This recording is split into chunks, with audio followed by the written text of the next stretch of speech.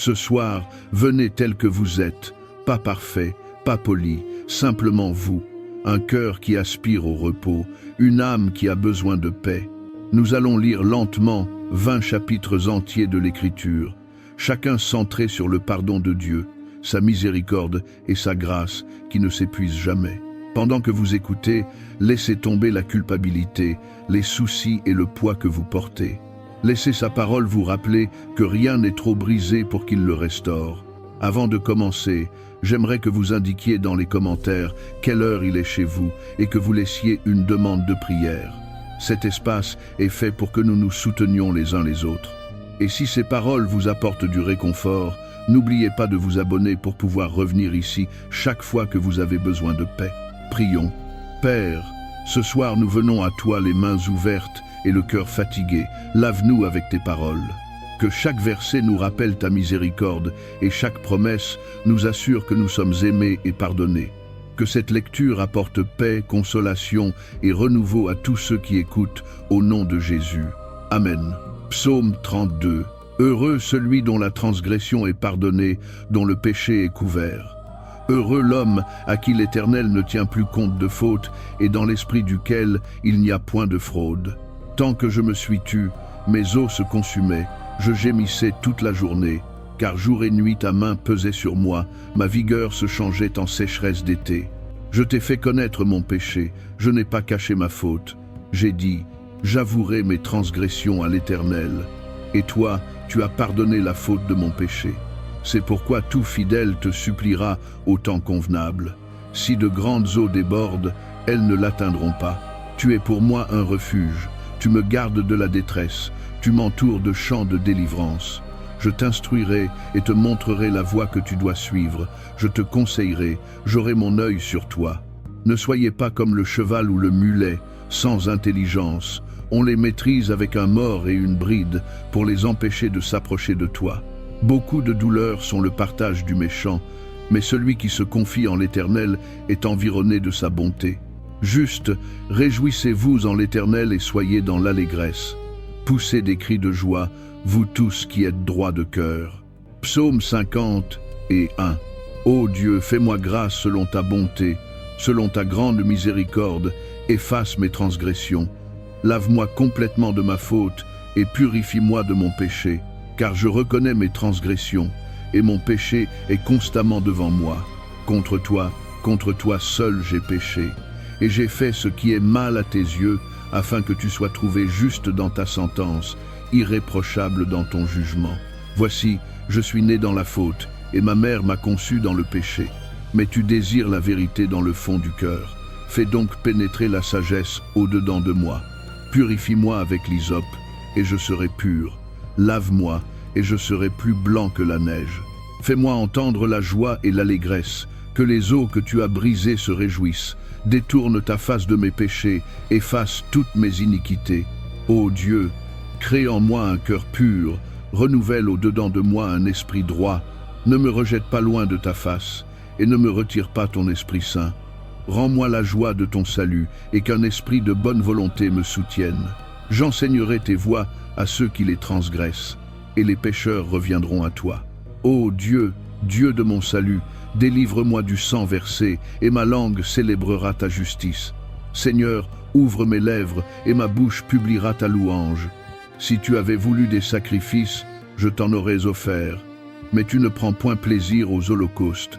Le sacrifice qui plaît à Dieu, c'est un esprit brisé. Ô Dieu, tu ne dédaignes pas un cœur brisé et contrit. Dans ta bonté, fais du bien à Sion, bâtis les murs de Jérusalem. Alors tu agréeras des sacrifices de justice, des holocaustes et des victimes consumées. Alors on offrira des taureaux sur ton autel. Jacques, chapitre 5. À vous maintenant, riches, pleurez et gémissez à cause des malheurs qui vont fondre sur vous. Vos richesses sont pourries, et vos vêtements sont rongés par les vers. Votre or et votre argent sont rouillés. Leur rouille s'élèvera en témoignage contre vous et dévorera vos chairs comme un feu. Vous avez amassé des trésors dans les derniers jours. Voici, le salaire dont vous avez frustré les ouvriers qui ont moissonné vos champs crie, et les cris des moissonneurs sont parvenus aux oreilles du Seigneur des armées. Vous avez vécu sur la terre dans les plaisirs et le luxe, vous avez rassasié vos cœurs au jour de la tuerie. Vous avez condamné, vous avez tué le juste, qui ne vous a pas résisté. Soyez donc patients, frères, jusqu'à l'avènement du Seigneur. Voici, le laboureur attend le précieux fruit de la terre, patient à son égard, jusqu'à ce qu'il ait reçu les pluies de la première et de l'arrière-saison. Vous aussi, soyez patients, affermissez vos cœurs, car l'avènement du Seigneur est proche. Ne vous plaignez pas les uns des autres, frères, afin que vous ne soyez pas jugés. Voici, le juge est à la porte. Frères, prenez pour modèle de souffrance et de patience les prophètes qui ont parlé au nom du Seigneur. Voici, nous disons heureux ceux qui ont tenu ferme. Vous avez entendu parler de la patience de Job, et vous avez vu la fin que le Seigneur lui accorda, car le Seigneur est plein de compassion et de miséricorde. Avant tout, mes frères, ne jurez ni par le ciel, ni par la terre, ni par aucun autre serment, mais que votre oui soit oui, et que votre non soit non, afin que vous ne tombiez pas sous le jugement. Quelqu'un parmi vous est-il dans la souffrance? Qu'il prie. Quelqu'un est-il dans la joie? Qu'il chante des cantiques. Quelqu'un parmi vous est-il malade? Qu'il appelle les anciens de l'Église, et que les anciens prient pour lui, en loignant d'huile au nom du Seigneur. La prière de la foi sauvera le malade, et le Seigneur le relèvera. Et s'il a commis des péchés, il lui sera pardonné. Confessez donc vos péchés les uns aux autres, et priez les uns pour les autres, afin que vous soyez guéris. La prière fervente du juste a une grande efficacité. Élie était un homme de la même nature que nous. Il pria avec instance pour qu'il ne plût point, et il ne tomba point de pluie sur la terre pendant 3 ans et 6 mois. Puis il pria de nouveau, et le ciel donna de la pluie, et la terre produisit son fruit. Mes frères, si quelqu'un parmi vous s'est égaré loin de la vérité, et qu'un autre l'y ait ramené, qu'il sache que celui qui a ramené un pécheur de l'égarement de son chemin sauvera une âme de la mort et couvrira une multitude de péchés. 1 Jean, chapitre 1. Ce qui était dès le commencement, ce que nous avons entendu, ce que nous avons vu de nos yeux, ce que nous avons contemplé et que nos mains ont touché, concernant la parole de la vie, et la vie a été manifestée. Nous l'avons vue, nous en rendons témoignage, et nous vous annonçons la vie éternelle, qui était auprès du Père, et qui nous a été manifestée. Ce que nous avons vu et entendu, nous vous l'annonçons, à vous aussi, afin que vous aussi vous soyez en communion avec nous. Or notre communion est avec le Père et avec son Fils Jésus-Christ. Et nous vous écrivons ces choses, afin que votre joie soit complète. Voici le message que nous avons entendu de lui et que nous vous annonçons. Dieu est lumière, et il n'y a point en lui de ténèbres. Si nous disons que nous sommes en communion avec lui et que nous marchions dans les ténèbres, nous mentons et nous ne pratiquons pas la vérité. Mais si nous marchons dans la lumière, comme il est lui-même dans la lumière, nous sommes en communion les uns avec les autres, et le sang de Jésus son Fils nous purifie de tout péché. Si nous disons que nous n'avons pas de péché, nous nous séduisons nous-mêmes, et la vérité n'est point en nous. Si nous confessons nos péchés, il est fidèle et juste pour nous les pardonner, et pour nous purifier de toute iniquité. Si nous disons que nous n'avons pas péché, nous le faisons menteur, et sa parole n'est point en nous. Hébreux, chapitre 8. Voici le point capital de ce que nous disons. Nous avons un tel souverain sacrificateur qui s'est assis à la droite du trône de la majesté divine dans les cieux, ministre du sanctuaire et du véritable tabernacle que le Seigneur a dressé, et non un homme. Tout souverain sacrificateur est établi pour présenter des offrandes et des sacrifices, d'où il est nécessaire que celui-ci ait aussi quelque chose à offrir. S'il était sur la terre, il ne serait même pas sacrificateur, puisqu'il y a des sacrificateurs qui offrent les dons selon la loi, lesquels célèbrent un culte, image et ombre des choses célestes, selon qu'il fut dit à Moïse lorsqu'il devait construire le tabernacle. « Regarde, dit-il, tu feras tout selon le modèle qui t'a été montré sur la montagne. Mais maintenant, le sacerdoce qu'il a reçu est d'autant plus excellent que celui des Lévites, qu'il est le médiateur d'une alliance d'autant meilleure, qui a été établie sur de meilleures promesses.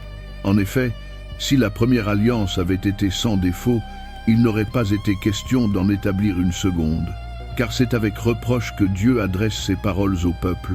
Voici, les jours viennent, dit le Seigneur, où je conclurai avec la maison d'Israël et la maison de Juda une alliance nouvelle, non comme l'alliance que je fis avec leur père, le jour où je les saisis par la main pour les faire sortir du pays d'Égypte, car ils n'ont pas persévéré dans mon alliance, et moi je les ai délaissés, dit le Seigneur. Voici l'alliance que je ferai avec la maison d'Israël. Après ces jours-là, dit le Seigneur, je mettrai mes lois dans leur esprit, je les écrirai dans leur cœur, je serai leur Dieu, et ils seront mon peuple.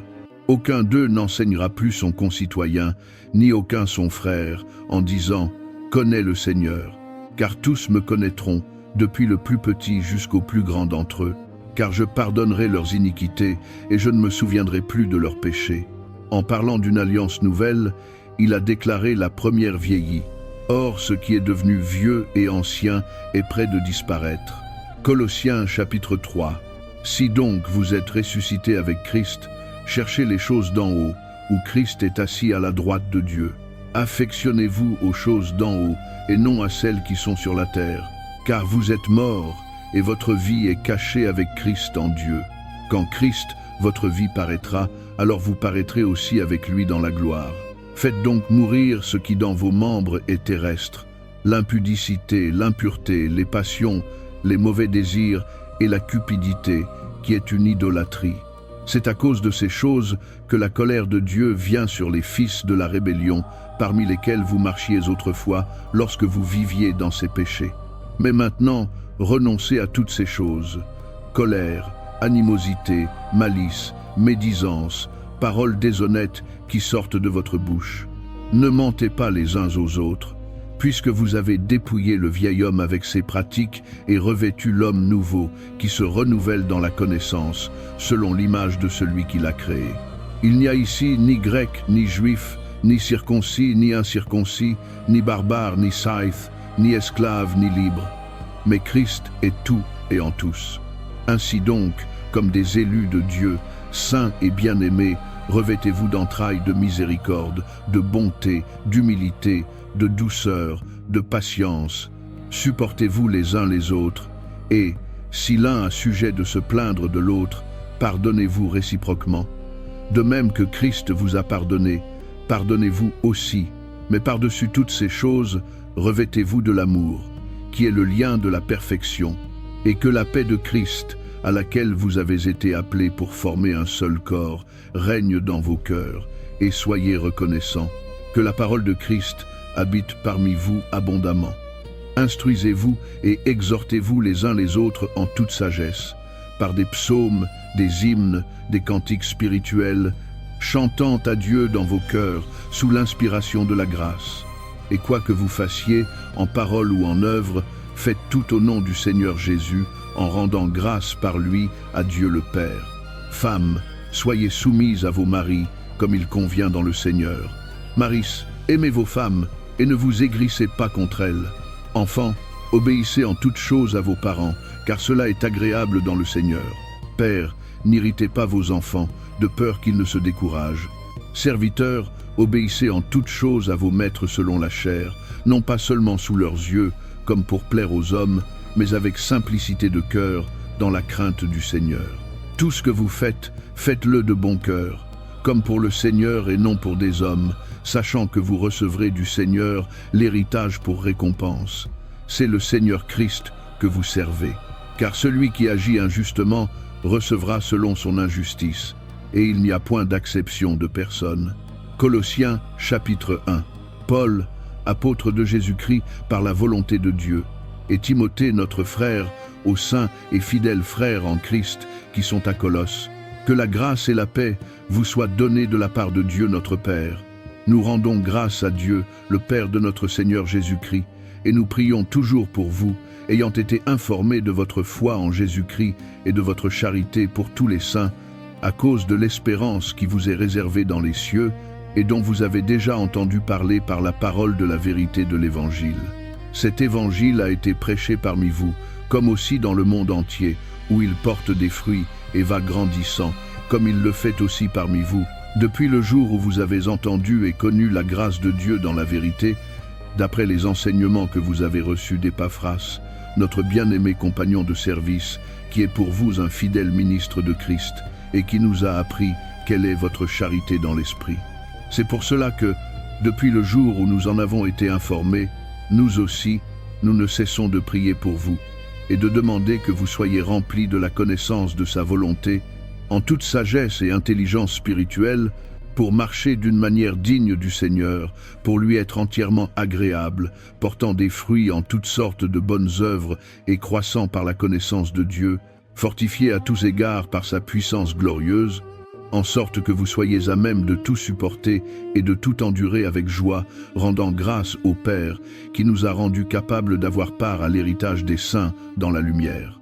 Il nous a délivrés de la puissance des ténèbres et nous a transportés dans le royaume du Fils de son amour, en qui nous avons la rédemption, la rémission des péchés. Il est l'image du Dieu invisible, le premier-né de toute la création.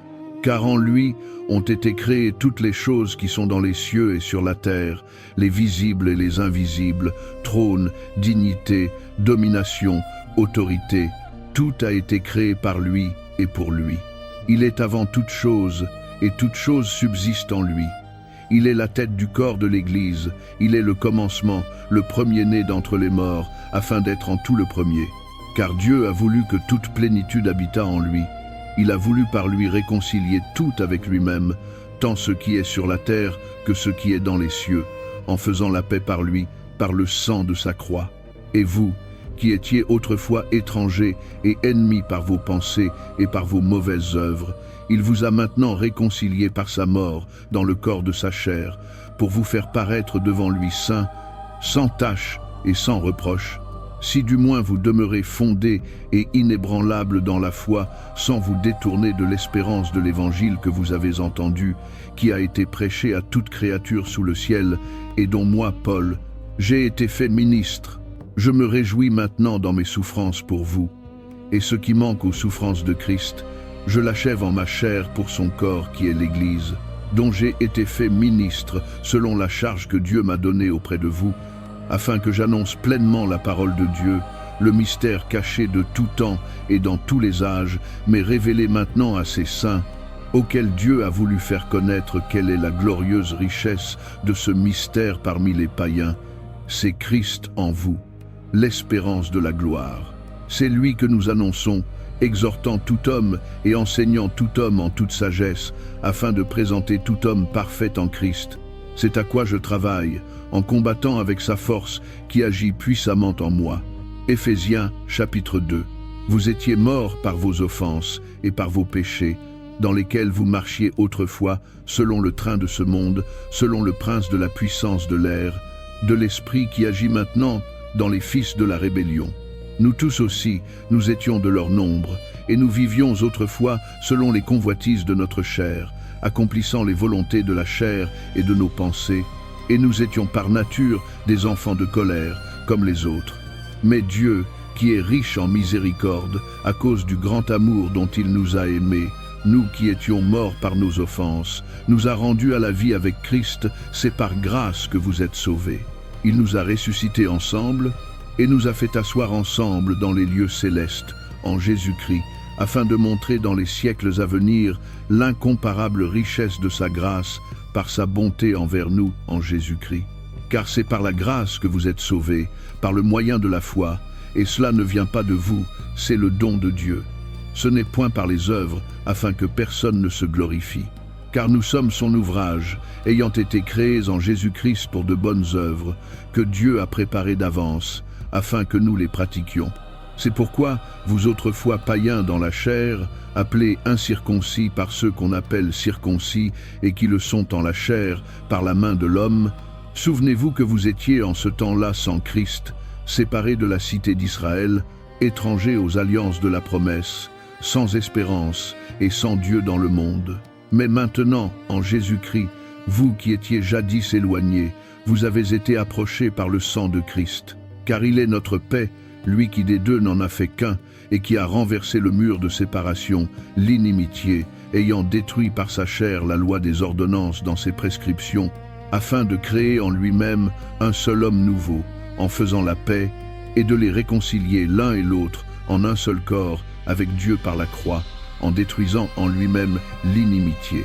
Il est venu annoncer la paix à vous qui étiez loin, et la paix à ceux qui étaient près, car par lui nous avons les uns et les autres accès auprès du Père dans un même esprit. Ainsi donc, vous n'êtes plus des étrangers ni des gens du dehors, mais vous êtes concitoyens des saints, gens de la maison de Dieu.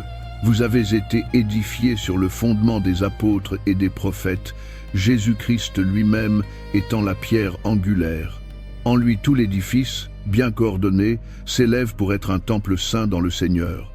En lui, vous êtes aussi édifiés pour être une habitation de Dieu en esprit. Éphésiens chapitre 1. Paul, apôtre de Jésus-Christ par la volonté de Dieu, aux saints qui sont à Éphèse et aux fidèles en Jésus-Christ, que la grâce et la paix vous soient données de la part de Dieu notre Père et du Seigneur Jésus-Christ. Béni soit Dieu, le Père de notre Seigneur Jésus-Christ, qui nous a bénis de toute bénédiction spirituelle dans les lieux célestes en Christ. En lui, il nous a élus avant la fondation du monde, pour que nous soyons saints et irréprochables devant lui. Dans son amour, il nous a prédestinés à être ses enfants d'adoption par Jésus-Christ, selon le bon plaisir de sa volonté, à la louange de la gloire de sa grâce, qu'il nous a accordée en son bien-aimé. En lui, nous avons la rédemption par son sang, la rémission des péchés, selon la richesse de sa grâce, que Dieu a répandue abondamment sur nous en toute sagesse et intelligence. Il nous a fait connaître le mystère de sa volonté, selon le bienveillant dessein qu'il avait formé en lui-même pour le mettre à exécution lorsque les temps seraient accomplis, rassembler toutes choses en Christ, celles qui sont dans les cieux et celles qui sont sur la terre. En lui nous sommes aussi devenus héritiers, ayant été prédestinés suivant la résolution de celui qui opère toutes choses d'après le conseil de sa volonté, afin que nous servions à la louange de sa gloire, nous qui d'avance avons espéré en Christ. En lui, vous aussi, après avoir entendu la parole de la vérité, l'évangile de votre salut, en lui vous avez cru et vous avez été scellés du Saint-Esprit qui avait été promis, lequel est un gage de notre héritage, pour la rédemption de ceux que Dieu s'est acquis, à la louange de sa gloire. C'est pourquoi moi aussi, ayant entendu parler de votre foi au Seigneur Jésus et de votre charité pour tous les saints, je ne cesse de rendre grâce pour vous, faisant mention de vous dans mes prières, afin que le Dieu de notre Seigneur Jésus-Christ, le Père de gloire, vous donne un esprit de sagesse et de révélation dans sa connaissance, et qu'il illumine les yeux de votre cœur, pour que vous sachiez quelle est l'espérance qui s'attache à son appel, quelle est la richesse de la gloire de son héritage qu'il réserve aux saints, et quelle est envers nous qui croyons l'infinie grandeur de sa puissance, se manifestant avec efficacité par la vertu de sa force. Il l'a déployé en Christ, en le ressuscitant des morts et en le faisant asseoir à sa droite dans les lieux célestes, au-dessus de toute domination, de toute autorité, de toute puissance, de toute dignité et de tout nom qui se peut nommer, non seulement dans ce siècle, mais encore dans le siècle à venir. Il a tout mis sous ses pieds, et il l'a donné pour chef suprême à l'Église, qui est son corps, la plénitude de celui qui remplit tout en tous. 2 Corinthiens chapitre 5. Nous savons en effet que si cette tente où nous habitons sur la terre est détruite, nous avons dans le ciel un édifice qui est l'ouvrage de Dieu, une demeure éternelle qui n'a pas été faite de main d'homme.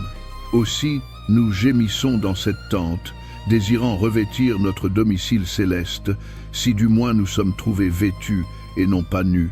Car tandis que nous sommes dans cette tente, nous gémissons, accablés, non que nous voulions la quitter, mais nous désirons revêtir l'autre par-dessus celle-ci, afin que ce qui est mortel soit englouti par la vie.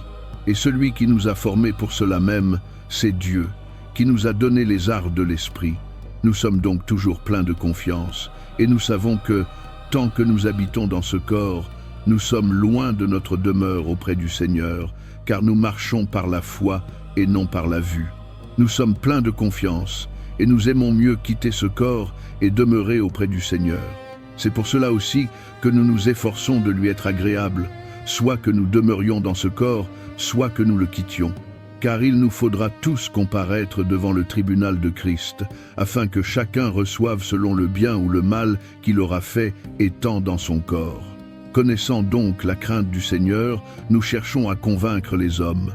Nous sommes manifestes à Dieu et j'espère que nous le sommes aussi à vos consciences. Nous ne nous recommandons pas de nouveau à vous, mais nous vous donnons occasion de vous glorifier à notre sujet, afin que vous puissiez répondre à ceux qui tirent gloire de ce qui paraît et non de ce qui est dans le cœur.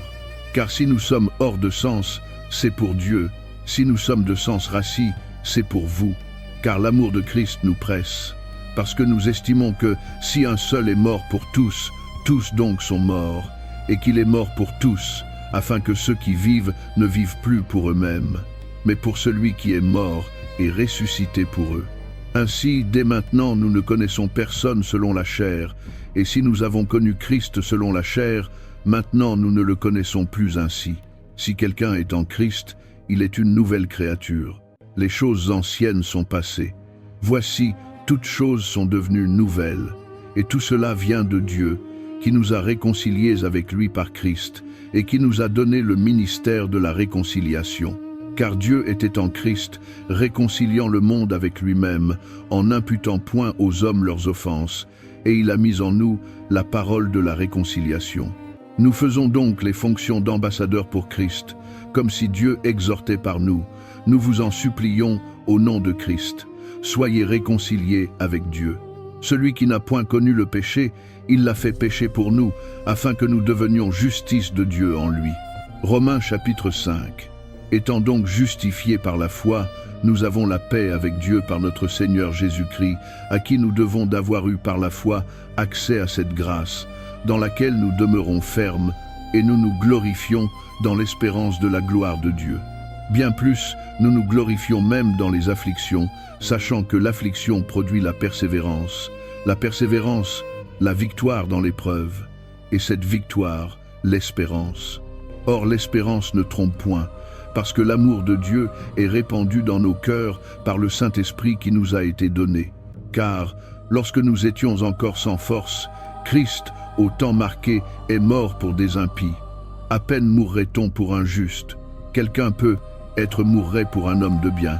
Mais Dieu prouve son amour envers nous, en ce que, lorsque nous étions encore des pécheurs, Christ est mort pour nous. À plus forte raison donc, maintenant que nous sommes justifiés par son sang, serons-nous sauvés par lui de la colère. Car si, lorsque nous étions ennemis, nous avons été réconciliés avec Dieu par la mort de son Fils, à plus forte raison, étant réconciliés, serons-nous sauvés par sa vie. Et non seulement cela, mais encore, nous nous glorifions en Dieu par notre Seigneur Jésus-Christ, par qui maintenant nous avons obtenu la réconciliation. C'est pourquoi, comme par un seul homme le péché est entré dans le monde, et par le péché la mort, et qu'ainsi la mort a passé à tous les hommes, en ce que tous ont péché. Car, jusqu'à la loi, le péché était dans le monde. Or le péché n'est pas imputé quand il n'y a point de loi. Cependant, la mort a régné depuis Adam jusqu'à Moïse, même sur ceux qui n'avaient pas péché par une transgression semblable à celle d'Adam, qui est la figure de celui qui devait venir. Mais il n'en est pas du don gratuit comme du péché. Car si par le péché d'un seul, il en est beaucoup qui sont morts, à plus forte raison la grâce de Dieu et le don de la grâce venant d'un seul homme, Jésus-Christ, ont-ils été abondamment répandus sur beaucoup. Et il n'en est pas du don, comme de ce qui est arrivé par un seul qui a péché, car c'est d'un côté le jugement qui vient d'un seul pour la condamnation, et de l'autre, le don gratuit, qui vient d'un grand nombre de fautes pour la justification. Car si, par la faute d'un seul, la mort a régné par lui seul, à plus forte raison, ceux qui reçoivent l'abondance de la grâce et du don de la justice, régneront-ils dans la vie par Jésus-Christ lui seul. Ainsi donc, comme par une seule faute la condamnation a atteint tous les hommes, de même par un seul acte de justice, la justification qui donne la vie s'étend à tous les hommes. Car, comme par la désobéissance d'un seul homme, beaucoup ont été rendus pécheurs, de même par l'obéissance d'un seul, beaucoup seront rendus justes. La loi est intervenue pour que la faute abondât, mais là où le péché a abondé, la grâce a surabondé, afin que comme le péché a régné par la mort, ainsi la grâce régna par la justice pour la vie éternelle, par Jésus-Christ, notre Seigneur. Romains chapitre 3. Quel est donc l'avantage du juif, ou quel est le profit de la circoncision? grand en toute manière, et surtout en ce que les oracles de Dieu leur ont été confiés. Quoi donc? Si quelques-uns n'ont pas cru, leur incrédulité anéantira-t-elle la fidélité de Dieu? Loin de là, que Dieu soit reconnu véritable et tout homme menteur, selon qu'il est écrit, afin que tu sois trouvé juste dans tes paroles et que tu triomphes lorsqu'on te juge. Mais si notre injustice établit la justice de Dieu, que dirons-nous? Dieu est-il injuste en déchaînant sa colère? Je parle à la manière des hommes, loin de là. Comment Dieu jugerait-il le monde? Et si par mon mensonge la vérité de Dieu éclate davantage pour sa gloire, pourquoi suis-je moi-même encore jugé comme pécheur? Et pourquoi ne pas dire, comme quelques-uns le prétendent que nous disons, faisons le mal afin qu'en vienne le bien? De tels hommes, leur condamnation est juste. Quoi donc? Sommes-nous plus excellents? Nullement. Car nous avons déjà prouvé que tous, juifs et grecs, sont sous le péché, selon qu'il est écrit. Il n'y a point de juste, pas même un seul. Il n'y a personne qui entende, il n'y a personne qui cherche Dieu. Tous sont égarés, tous sont pervertis. Il n'y en a aucun qui fasse le bien, pas même un seul. Leur gosier est un sépulcre ouvert. Ils se servent de leur langue pour tromper. Ils ont sous leurs lèvres un venin d'aspic. Leur bouche est pleine de malédiction et d'amertume. Leurs pieds sont légers pour répandre le sang. La destruction et le malheur sont sur leur voie. Ils ne connaissent pas le chemin de la paix. La crainte de Dieu n'est pas devant leurs yeux. Or, nous savons que tout ce que dit la loi, elle le dit à ceux qui sont sous la loi, afin que toute bouche soit fermée et que tout le monde soit reconnu coupable devant Dieu. Car nul ne sera justifié devant lui par les œuvres de la loi, puisque c'est par la loi que vient la connaissance du péché. Mais maintenant, sans la loi, la justice de Dieu a été manifestée, attestée par la loi et les prophètes, justice de Dieu par la foi en Jésus-Christ, pour tous ceux qui croient. Il n'y a point de distinction, car tous ont péché et sont privés de la gloire de Dieu, et ils sont gratuitement justifiés par sa grâce, par le moyen de la rédemption qui est en Jésus-Christ.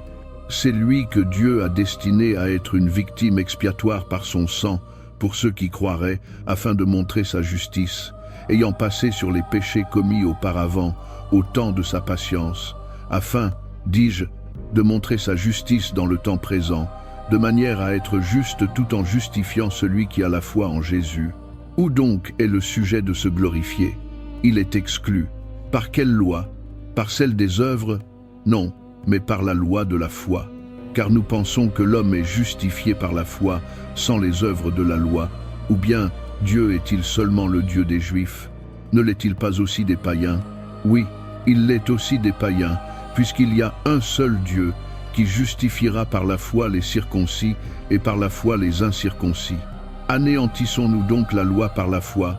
Loin de là. Au contraire, nous confirmons la loi. Jean chapitre 8. Alors tous s'en allèrent chacun chez soi. Mais Jésus alla à la montagne des Oliviers. Dès le point du jour, il se rendit de nouveau dans le temple, et tout le peuple vint à lui. S'étant assis, il les enseignait.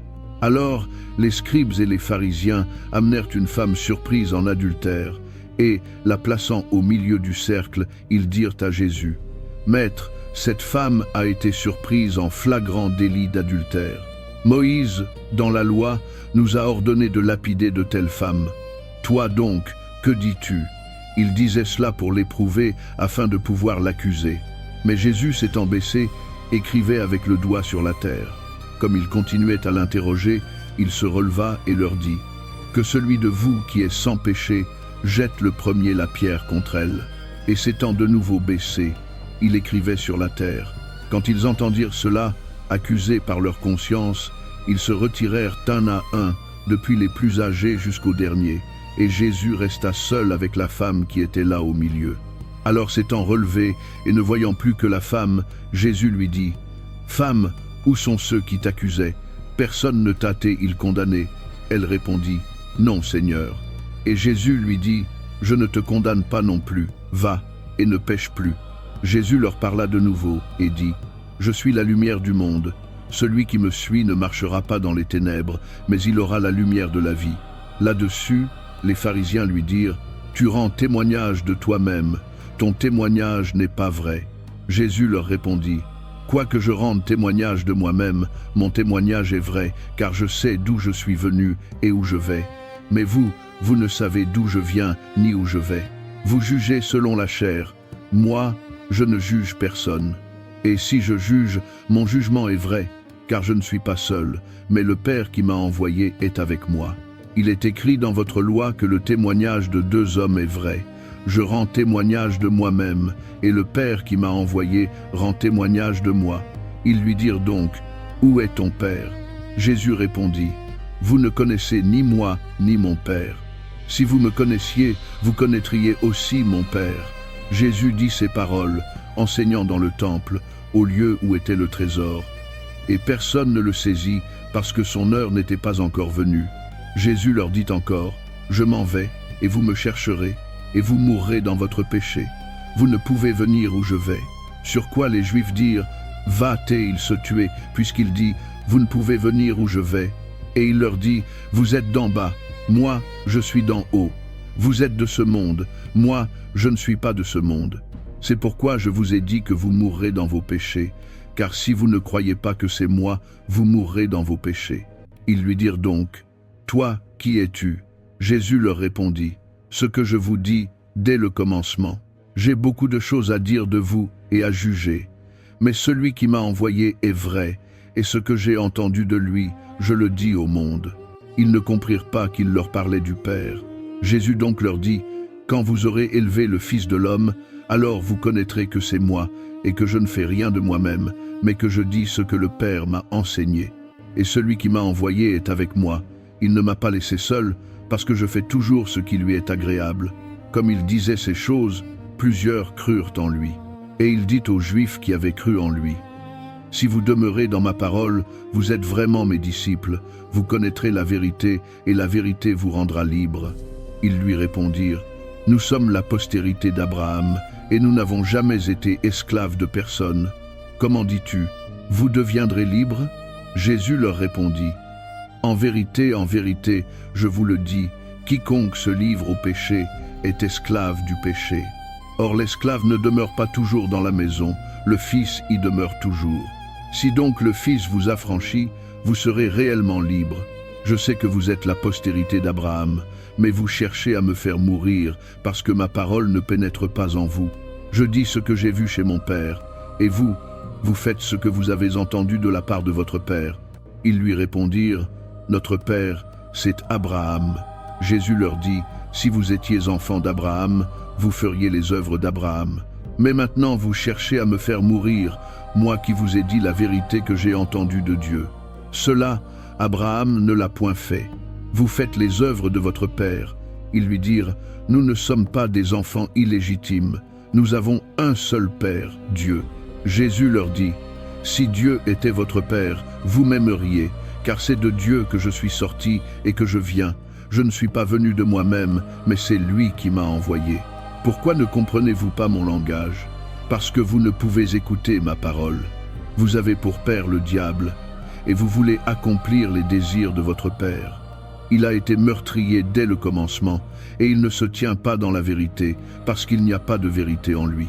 Lorsqu'il profère le mensonge, il parle de son propre fond, car il est menteur et le père du mensonge. Et moi, parce que je dis la vérité, vous ne me croyez pas. Qui de vous me convaincra de péché? Si je dis la vérité, pourquoi ne me croyez-vous pas? Celui qui est de Dieu écoute les paroles de Dieu. Vous n'écoutez pas parce que vous n'êtes pas de Dieu. » Les Juifs lui répondirent, « N'avons-nous pas raison de dire que tu es un Samaritain et que tu as un démon ?» Jésus répondit, « Je n'ai pas de démon, mais j'honore mon Père, et vous, vous me déshonorez. Je ne cherche pas ma gloire. Il y en a un qui la cherche et qui juge. En vérité, je vous le dis, si quelqu'un garde ma parole, il ne verra jamais la mort. » Les Juifs lui dirent, « Nous voyons maintenant que tu as un démon. Abraham est mort, les prophètes aussi, et tu dis, si quelqu'un garde ma parole, il ne verra jamais la mort. Es-tu plus grand que notre père Abraham, qui est mort? Les prophètes aussi sont morts. Qui prétends-tu être? » Jésus répondit, « Si je me glorifie moi-même, ma gloire n'est rien. C'est mon Père qui me glorifie, lui que vous dites être votre Dieu, et que vous ne connaissez pas. Pour moi, je le connais. Et si je disais que je ne le connais pas, je serais semblable à vous, un menteur. Mais je le connais, et je garde sa parole. Abraham, votre père, a tressailli de joie de ce qu'il verrait mon jour. Il l'a vu, et il s'est réjoui. Les Juifs lui dirent, « Tu n'as pas encore 50 ans, et tu as vu Abraham. » Jésus leur dit, « en vérité, je vous le dis, avant qu'Abraham fût, je suis. » Là-dessus, ils prirent des pierres pour les jeter contre lui. Mais Jésus se cacha, et il sortit du temple. Matthieu chapitre 18. En ce moment, les disciples s'approchèrent de Jésus et dirent, « Qui donc est le plus grand dans le royaume des cieux ?» Jésus, ayant appelé un petit enfant, le plaça au milieu d'eux et dit, « Je vous le dis en vérité, si vous ne vous convertissez et si vous ne devenez comme les petits enfants, vous n'entrerez pas dans le royaume des cieux. C'est pourquoi, quiconque se rendra humble comme ce petit enfant sera le plus grand dans le royaume des cieux. Et quiconque reçoit en mon nom un petit enfant comme celui-ci me reçoit moi-même. Mais si quelqu'un scandalisait un de ces petits qui croient en moi, il vaudrait mieux pour lui qu'on suspendît à son cou une meule de moulin et qu'on le jetât au fond de la mer. Malheur au monde à cause des scandales, car il est nécessaire qu'il arrive des scandales. Mais malheur à l'homme par qui le scandale arrive. Si ta main ou ton pied te font tomber, coupe-les et jette-les loin de toi. Mieux vaut pour toi entrer dans la vie boiteux ou manchot que d'avoir 2 mains ou 2 pieds et d'être jeté dans le feu éternel. Et si ton œil te fait tomber, arrache-le et jette-le loin de toi. Mieux vaut pour toi entrer dans la vie ayant un seul œil que d'avoir 2 yeux et d'être jeté dans le feu de la géhenne. Gardez-vous de mépriser un seul de ces petits, car je vous dis que leurs anges dans les cieux voient continuellement la face de mon Père qui est dans les cieux. Que vous en semble, si un homme a 100 brebis et que l'une d'elles s'égare, ne laisse-t-il pas les 99 autres sur les montagnes pour aller chercher celle qui s'est égarée? Et s'il la trouve, je vous le dis en vérité, elle lui cause plus de joie que les 99 qui ne se sont pas égarés. De même, ce n'est pas la volonté de votre Père qui est dans les cieux qu'il se perde un seul de ses petits. Si ton frère a péché, va et reprends-le entre toi et lui seul. S'il t'écoute, tu as gagné ton frère. Mais s'il ne t'écoute pas, prends avec toi 1 ou 2 personnes, afin que toute l'affaire se règle sur la déclaration de 2 ou de 3 témoins. S'il refuse de les écouter, dis-le à l'Église. Et s'il refuse aussi d'écouter l'Église, qu'il soit pour toi comme un païen et un publicain. Je vous le dis en vérité, tout ce que vous lierez sur la terre sera lié dans le ciel, et tout ce que vous délierez sur la terre sera délié dans le ciel. Je vous dis encore que, si 2 d'entre vous s'accordent sur la terre pour demander une chose quelconque, elle leur sera accordée par mon Père qui est dans les cieux. Car là où 2 ou 3 sont assemblés en mon nom, je suis au milieu d'eux. Alors Pierre s'approcha de lui et dit, « Seigneur, combien de fois pardonnerai-je à mon frère lorsqu'il péchera contre moi? Sera-ce jusqu'à 7 fois ?» Jésus lui dit, « Je ne te dis pas jusqu'à 7 fois, mais jusqu'à 70 fois 7 fois.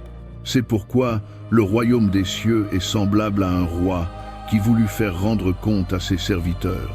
Quand il se mit à compter, on lui en amena un qui devait 10 000 talents. Comme il n'avait pas de quoi payer, son maître ordonna qu'on le vendît, lui, sa femme, ses enfants et tout ce qu'il avait, et que la dette fût acquittée.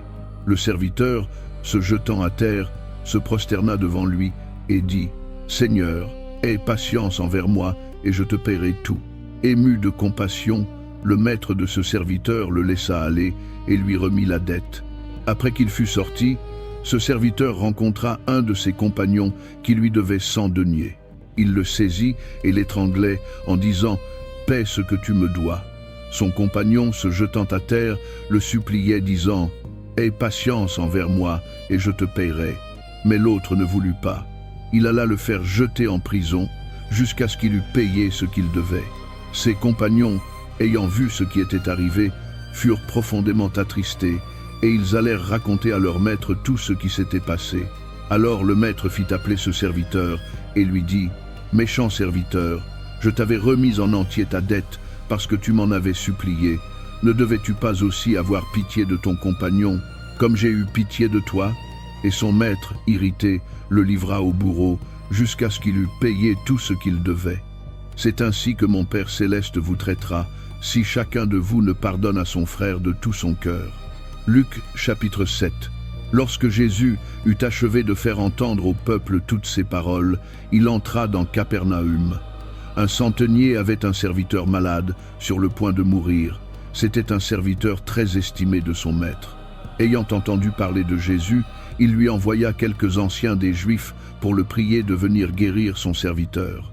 Ils se rendirent auprès de Jésus et lui adressèrent d'instantes supplications, disant « Il mérite que tu lui accordes cela, car il aime notre nation, et c'est lui qui a bâti notre synagogue. » Jésus alla avec eux. Il n'était plus loin de la maison, que le centenier envoya des amis lui dire « Seigneur, ne prends pas tant de peine, car je ne suis pas digne que tu entres sous mon toit. C'est pourquoi je ne me suis pas cru digne moi-même d'aller en personne vers toi.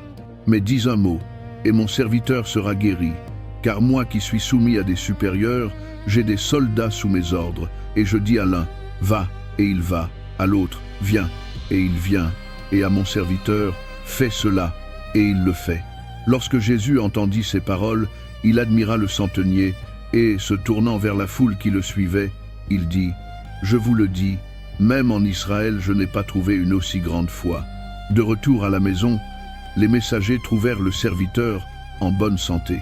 Peu de temps après, Jésus se rendit dans une ville appelée Naïn. Ses disciples et une grande foule faisaient route avec lui. Lorsqu'il fut près de la porte de la ville, voici qu'on portait en terre un mort, fils unique de sa mère, qui était veuve, et beaucoup de gens de la ville étaient avec elle. Le Seigneur, l'ayant vue, fut ému de compassion pour elle, et lui dit, « Ne pleure pas. » Il s'approcha et toucha le cercueil. Ceux qui le portaient s'arrêtèrent. Il dit, « Jeune homme, je te le dis, lève-toi. » Et le mort s'assit et se mit à parler. Jésus le rendit à sa mère. Tous furent saisis de crainte, et ils glorifiaient Dieu, disant, « Un grand prophète apparut parmi nous, et Dieu a visité son peuple. » Cette parole sur Jésus se répandit dans toute la Judée et dans tout le pays d'alentour. Les disciples de Jean lui rapportèrent toutes ces choses. Jean appela 2 de ses disciples et les envoya vers Jésus pour lui dire, « Es-tu celui qui doit venir, ou devons-nous en attendre un autre ?» Lorsque ces hommes furent arrivés vers Jésus, ils dirent, « Jean-Baptiste nous a envoyés vers toi pour dire, « Es-tu celui qui doit venir, ou devons-nous en attendre un autre ?»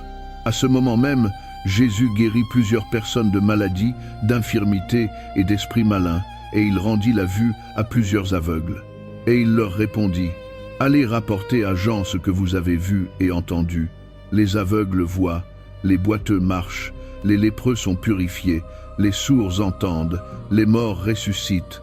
La bonne nouvelle est annoncée aux pauvres.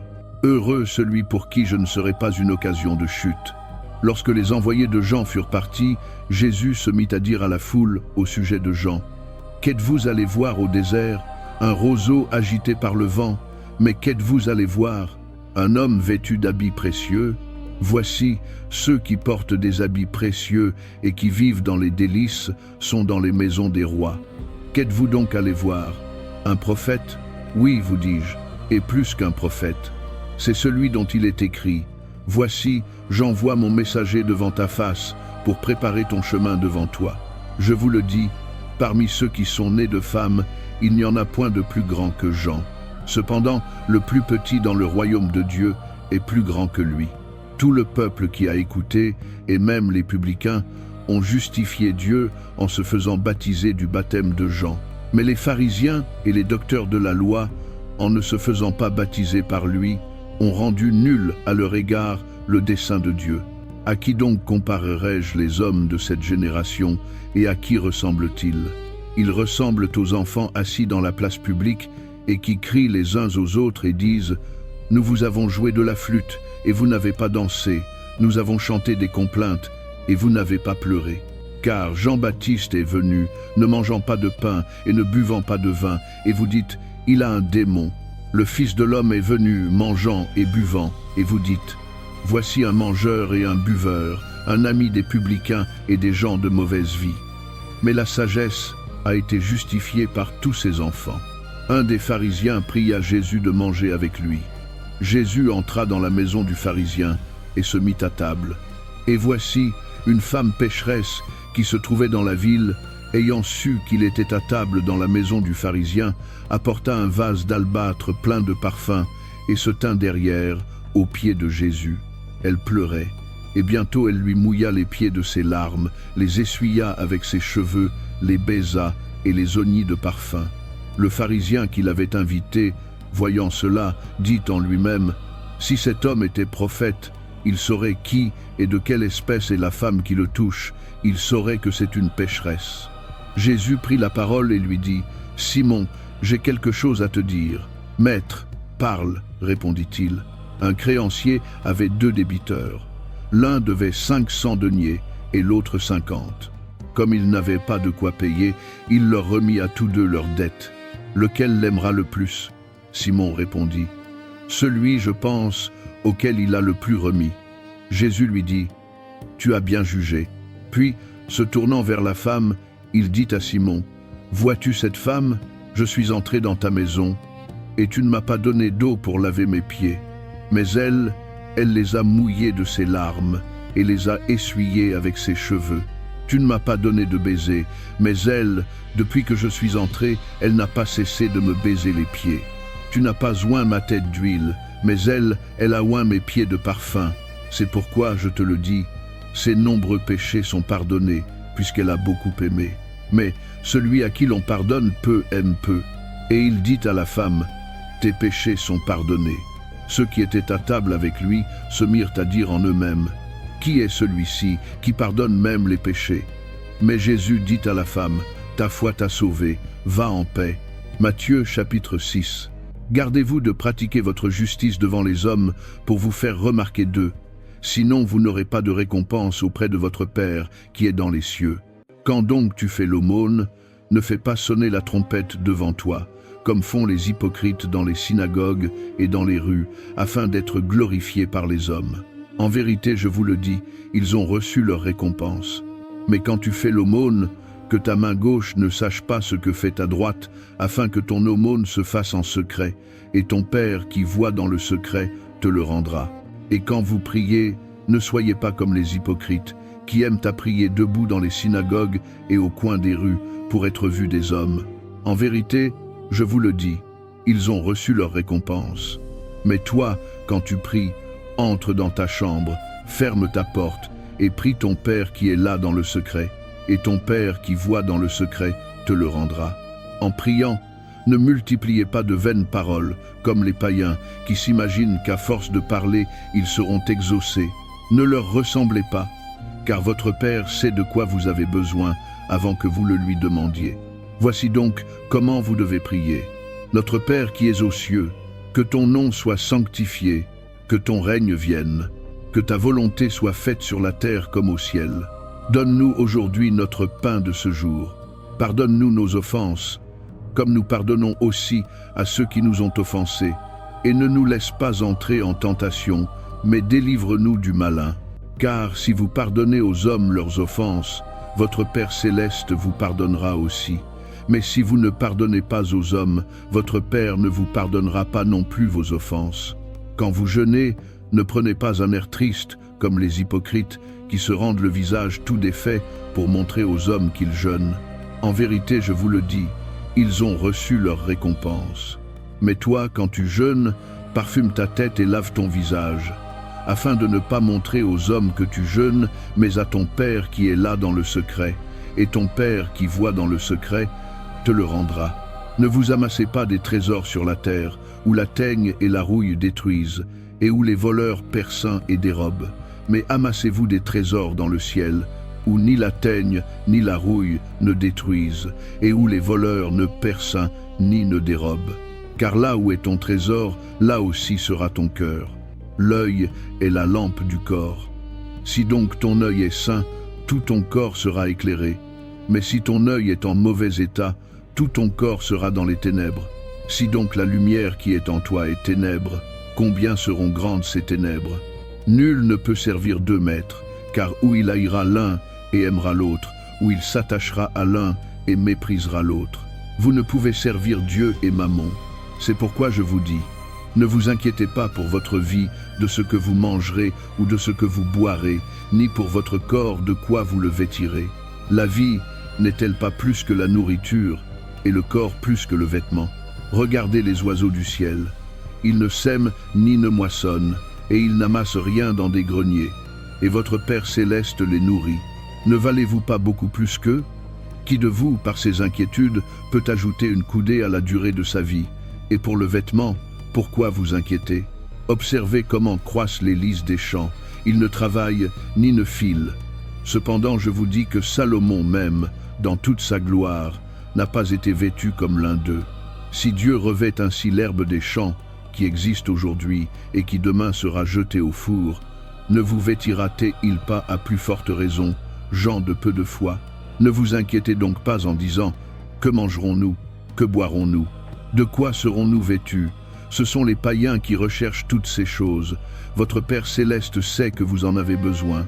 Cherchez premièrement le royaume et la justice de Dieu, et toutes ces choses vous seront données par-dessus. Ne vous inquiétez donc pas du lendemain, car le lendemain aura soin de lui-même. À chaque jour suffit sa peine. Ésaïe chapitre 55. Vous tous qui avez soif, venez aux eaux, même celui qui n'a pas d'argent. Venez, achetez et mangez. Venez, achetez du vin et du lait, sans argent, sans rien payer. Pourquoi dépensez-vous de l'argent pour ce qui ne nourrit pas? Pourquoi travaillez-vous pour ce qui ne rassasie pas? Écoutez-moi donc, et vous mangerez ce qui est bon, et votre âme se délectera de mets succulents. Prêtez l'oreille, et venez à moi, écoutez, et votre âme vivra. Je conclurai avec vous une alliance éternelle, pour vous assurer les grâces promises à David.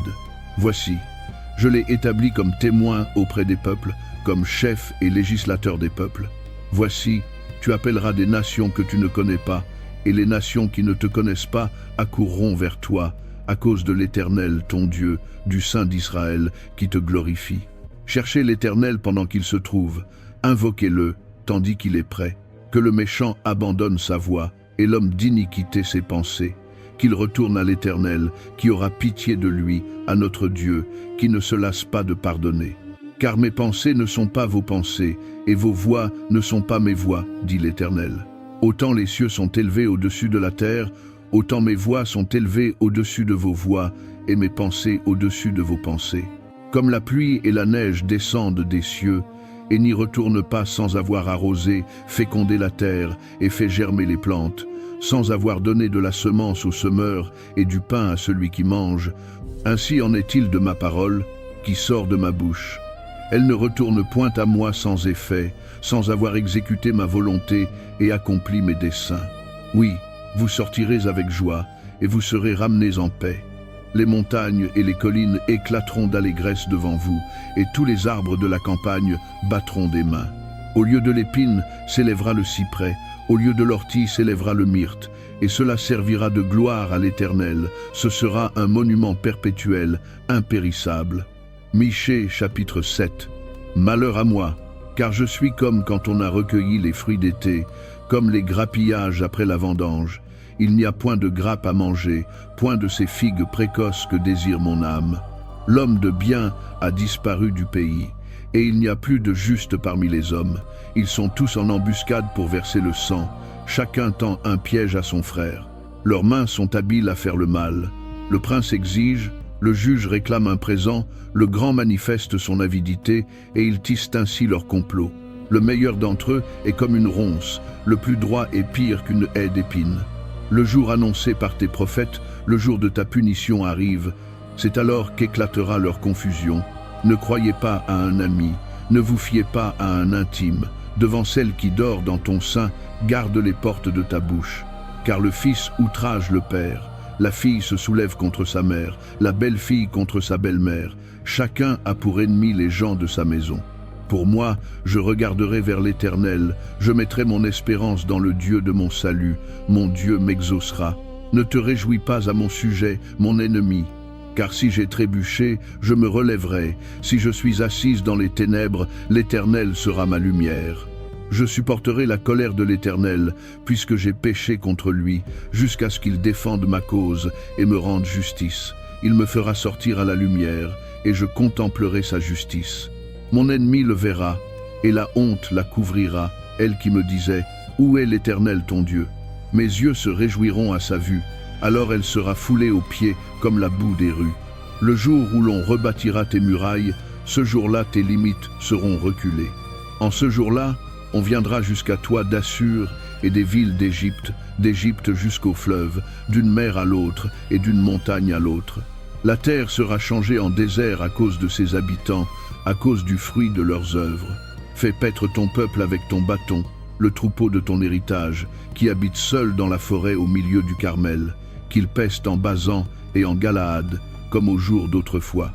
Comme au jour où tu sortis du pays d'Égypte, je te ferai voir des prodiges. Les nations le verront et seront confuses, avec toute leur puissance. Elles mettront la main sur la bouche, leurs oreilles seront assourdies. Elles lécheront la poussière comme le serpent, comme les reptiles de la terre. Elles sortiront en tremblant de leur forteresse. Elles viendront en crainte vers l'Éternel, notre Dieu, elles te craindront, toi seul. Quel Dieu est semblable à toi, qui pardonne l'iniquité, qui passe sur la transgression du reste de ton héritage? Il ne garde pas sa colère à toujours, car il prend plaisir à la miséricorde. Il aura encore compassion de nous, il mettra sous ses pieds nos iniquités, tu jetteras au fond de la mer tous leurs péchés. Tu témoigneras de la fidélité à Jacob, de la bonté à Abraham, comme tu l'as juré à nos pères au jour d'autrefois. Ésaïe, chapitre 1. Vision d'Ésaïe, fils d'Amoth, qu'il a vu touchant Juda et Jérusalem au jour d'Osias, de Jotham, d'Achaz, d'Ézéchias, roi de Juda. Cieux, écoutez, terre, prête l'oreille, car l'Éternel parle. J'ai nourri et élevé des enfants, mais ils se sont révoltés contre moi. Le bœuf connaît son possesseur, et l'âne la crèche de son maître. Israël ne connaît rien, mon peuple n'a point d'intelligence. Malheur à la nation pécheresse, au peuple chargé d'iniquité, à la race des méchants, aux enfants corrompus. Ils ont abandonné l'Éternel, ils ont méprisé le Saint d'Israël, ils se sont retirés en arrière. Quel châtiment nouveau vous infligez quand vous multipliez vos révoltes? La tête entière est malade et tout le cœur est souffrant. De la plante du pied jusqu'à la tête, rien n'est en bon état. Ce ne sont que blessures, contusions et plaies vives, qui n'ont été ni pansées, ni bandées, ni adoucies avec l'huile. Votre pays est dévasté, vos villes sont consumées par le feu, des étrangers dévorent en votre présence vos campagnes, et c'est un désert, comme détruit par des étrangers. La fille de Sion est restée comme une cabane dans une vigne, comme une hutte dans un champ de concombres, comme une ville assiégée. Si l'Éternel des armées ne nous eût conservé un faible reste, nous serions comme Sodome, nous ressemblerions à Gomorrhée. Écoutez la parole de l'Éternel, chef de Sodome, prête l'oreille à la loi de notre Dieu, peuple de Gomorrhe. Qu'ai-je à faire de la multitude de vos sacrifices? Dit l'Éternel. Je suis rassasié des holocaustes de béliers et de la graisse des veaux engraissés. Je ne prends point plaisir au sang des taureaux, des agneaux et des boucs. Quand vous venez vous présenter devant moi, qui vous demande de fouler mes parvis? Cessez d'apporter de vaines offrandes. L'encens m'est en abomination. Quant aux nouvelles lunes, aux sabbats et aux convocations, je ne puis voir le crime avec l'assemblée solennelle. Vos nouvelles lunes et vos fêtes, mon âme les hait. Elles me sont à charge, je suis las de les supporter. Quand vous étendez vos mains, je détourne de vous mes yeux. Quand vous multipliez les prières, je n'écoute pas. Vos mains sont pleines de sang. Lavez-vous, purifiez-vous, ôtez de devant mes yeux la malice de vos actions. Cessez de faire le mal. Apprenez à faire le bien. Recherchez la justice, protégez l'opprimé, faites droit à l'orphelin, défendez la veuve. Venez et plaidons, dit l'Éternel. Si vos péchés sont comme le cramoisi, ils deviendront blancs comme la neige. S'ils sont rouges comme la pourpre, ils deviendront comme la laine. Si vous avez de la bonne volonté et si vous êtes docile, vous mangerez les bonnes choses du pays. Mais si vous résistez et si vous êtes rebelles, vous serez dévorés par l'épée, car la bouche de l'Éternel a parlé. Comment la ville fidèle est-elle devenue une prostituée? Elle était remplie de droiture, la justice y habitait, et maintenant, ce sont des meurtriers. Ton argent s'est changé en scorie, ton vin est coupé d'eau. Tes princes sont rebelles et complices des voleurs. Tous aiment les présents et courent après les récompenses. Ils ne font pas droit à l'orphelin, et la cause de la veuve ne vient pas jusqu'à eux. C'est pourquoi voici ce que dit le Seigneur, l'Éternel des armées, le fort d'Israël. Ah, je tirerai satisfaction de mes adversaires, je me vengerai de mes ennemis. Je porterai ma main sur toi, je fondrai tes scories comme avec de la potasse, et j'ôterai toutes tes impuretés. Je rétablirai tes juges tels qu'ils étaient autrefois, et tes conseillers tels qu'ils étaient au commencement. Après cela, on t'appellera ville de la justice, cité fidèle. Sion sera sauvé par le jugement, et ceux qui s'y convertiront par la justice. Mais la ruine atteindra ensemble les rebelles et les pécheurs, et ceux qui abandonnent l'Éternel périront. Vous serez confus à cause des térébintes auxquels vous prenez plaisir, et vous rougirez des jardins que vous avez choisis. Car vous serez comme un térébinthe dont la feuille se flétrit, comme un jardin qui n'a pas d'eau. L'homme fort sera de l'étoupe, et son œuvre une étincelle. Ils brûleront l'un et l'autre ensemble, et personne n'éteindra le feu. Apocalypse, chapitre 20 et 1. Puis je vis un nouveau ciel et une nouvelle terre, car le premier ciel et la première terre avaient disparu, et la mer n'était plus. Et je vis descendre du ciel, d'auprès de Dieu, la ville sainte, la nouvelle Jérusalem, préparée comme une épouse qui s'est parée pour son époux. Et j'entendis du trône une forte voix qui disait « Voici le tabernacle de Dieu avec les hommes. Il habitera avec eux, et ils seront ses peuples, et Dieu lui-même sera avec eux, leur Dieu. Il essuiera toute larme de leurs yeux, et la mort ne sera plus. Ils ne aimaient